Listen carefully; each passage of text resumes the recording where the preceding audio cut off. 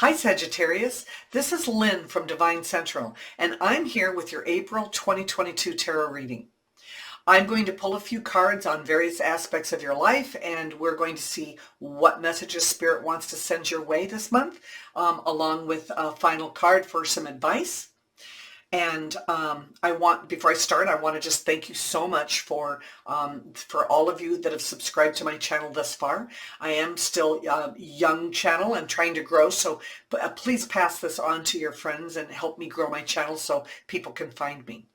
I am going to switch cameras now. We are going to be using the Good Tarot deck. This is by Colette Baron Reed. This was a gift from a neighbor of mine, Wendy. And it's a wonderful deck. I will leave this here so you can continue to see the name of it. I will tell you this, it's extremely thick and it is oversized and it's ridiculously hard to shuffle. So that is the one negative thing about it. But you know what I do? I just, see, it's like trying to shuffle this deck. But what I've done, stick that in there. What I have done instead is I just shuffle a little bit longer. That's it. That's all I got to do. And I've done that already. So let's just get started with your reading. Why don't we? Okay. So we have the Ace of Fire for your work. This will be your finances, your personal life. This is going to be your personal relationships. I mean, like love and significant other. Then we have friends, family, and social life. And then we're going to end with, that's interesting, personal growth. I say that's interesting because it's becoming a stalker card this month for me. All right, so we're going to end with a message from Spirit. What do they have to offer? What do they want you to know? So, Ace of Fire is akin to the Ace of Wands. This is a new beginning or a spark of something new. It might be a new creative venture at work, a new idea. Maybe you're going to be working on some side thing for work. And what I mean by that is, you know, maybe you've decided that there's a maybe a cause out there or a charity out there that you'd really like to just pick up the ball, and run with and help, and you're going to do it through work, or ask for your support from your bosses to do this through work. It could possibly be a new project that is going to be handed to you.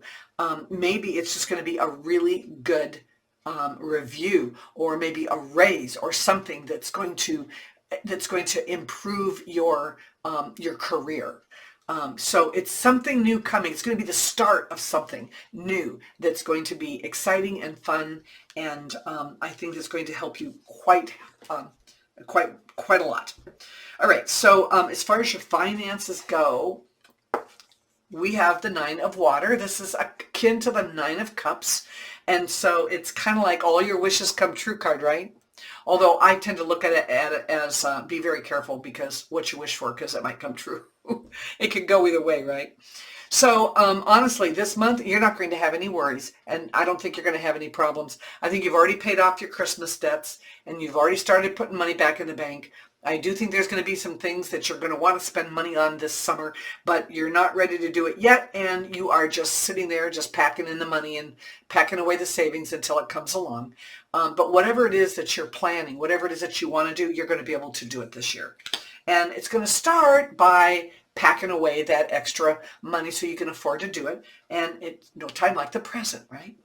Okay, so here we have in your personal relationships area, we have the Seven of Fire. So this is akin to the Seven of Wands. There's going to be, I see a little bit of pushback in your personal relationship this month, okay? This is kind of a card of defense. It can be a card of defiance. Maybe somebody has offered a constructive criticism that you didn't take well, and now you're butting heads over it. You're kind of, it's funny because I've not seen this card before in this. I mean, I've pulled this card before in this deck. It's kind of new to me, but it's a unicorn all dressed up, right? All dressed up and all spiffy. And look at all the dragonflies around it, but standing up on the hill and causing a ruckus. Look at rearing its head. I mean, wow, unicorn. I mean, like, do you think that your do you think that your proverbial shit doesn't stink, right? It's like, how awesome do you think you are? And you are going to stand your ground. And whatever it is, you've got your arms folded across your chest, and at the same time beating your chest. That's kind of what this card looks like right now.